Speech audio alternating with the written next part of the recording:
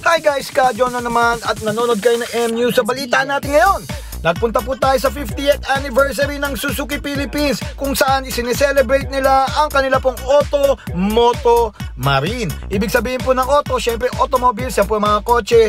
At ang moto, syempre ayan po mga motorsiklo. At ang marines, yan po ang kanila po mga boats na ginagamit po yung mga makina ng boats, no? Yung mga sa yate and everything na nasa tubig. Anyways, pagpunta namin sa Suzuki plant, syempre binigyan kami ng mga t-shirts tulad nito. At syempre binigyan kami ng jackets na gagamitin po namin sa event. Ano po ang ginawa namin? Syempre nagpunta kami sa Pico de Oro gamit po ang mga kotse ng Suzuki, gamit ang mga motorcycles ng Suzuki. At for my part, I rode the Suzuki Bergman Street. At ang mga car media naman, syempre, gamit nila ang cars ng Suzuki. So yun na nga po, nag-take off kami sa Suzuki plant gamit po ang motorcycles and cars. Papunta po sa Pico de Oro sa May, Batangas. At pupuntahan din namin ang Punta Fuego Marina kung saan makikita namin syempre ang kanila pong marine products. Anyways, pagdating po namin ng Pico de Oro, kumain po muna kami at syempre nagka-briefing po from the Suzuki family kung ano pong gagawin namin for the whole 2-day event. So nag-enjoy po kami sa food, napakasarap po.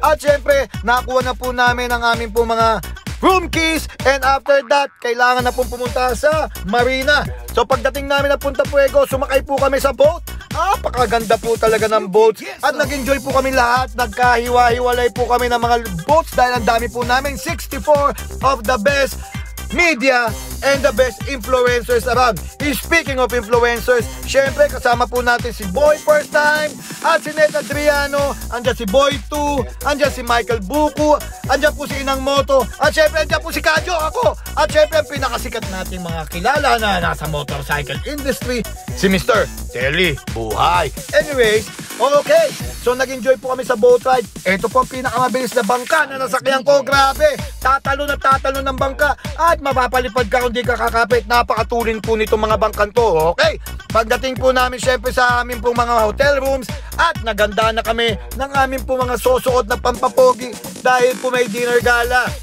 Pakasaya po sa dinner gala, may tugtugan, syempre may open bar, so nag-i-enjoy po lahat at napakasarap po ng food.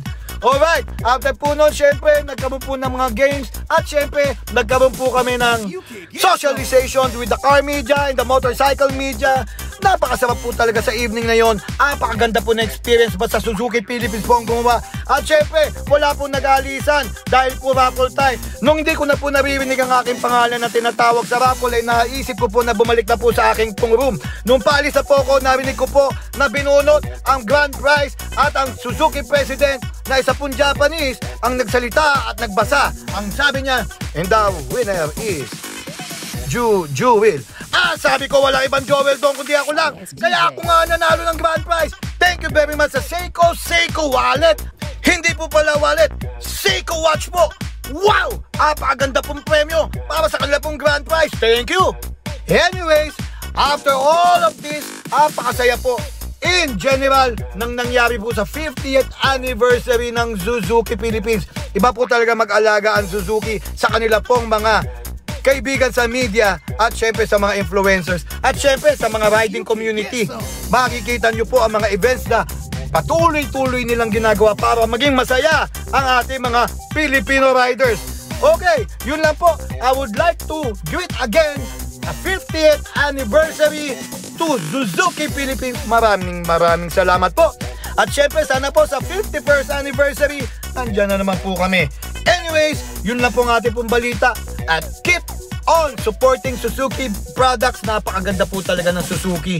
From their scooters, to their big bikes, and to their cars. And most especially, sa kanila pong marine products. Yung kanila pong mga boats. Okay, yun lang po. Again, ako po si Kadyo. And thank you for watching this beautiful celebration media post for Suzuki Philippines. Yeah! At syempre bago nyo po i-swipe ito pong ating pong video, I would like to ask you all to please vote number 77 sa ating pong party list, ang MPBL. Opo, MPBL party list number 77. Alright guys, support basketball players kasi basketballista rin po tayo. Yun na po.